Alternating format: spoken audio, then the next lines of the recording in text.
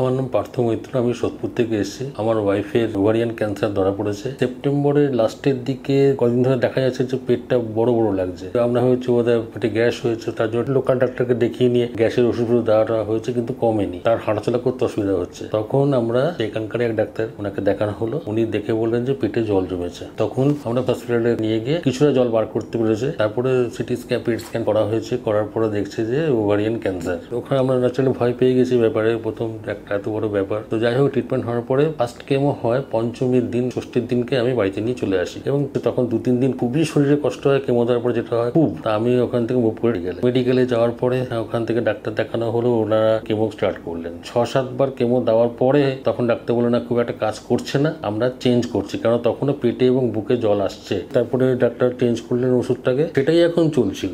আর এমনিতে খাওয়া দাওয়া খেতে পারতো না, তবে মেডিসিন এখন চলার পরে অল্প অল্প করে খাচ্ছে। প্রোটিন নাকি খুবই কম, তার জন্য প্রোটিন পাউডার দেওয়া হয়েছে, কিন্তু ওই দুর্বল আছে। তারপরে আমাকে আমার মেয়ে বললো যে বাবা তুমি একটা কাজ করো, তুমি আয়ুর্বেদিক সেন্টারে দেখো। ও পুরো নেট ঘেটেছে, নেট ঘেটে দেখেছে যে কালীঘাটের এখানে। ও তো আমাকে বললো বাবা তুমি ইমিডিয়েট চলো ওখানে। তারপরে আমি বললাম তাই করবো আমি। তো সেই জন্য আজকে আমি এখানে মুভ করেছি। আজকে এখান থেকে আমি চালু করবো ট্রিটমেন্টটা। তো এখন দেখা যাক কি হয়।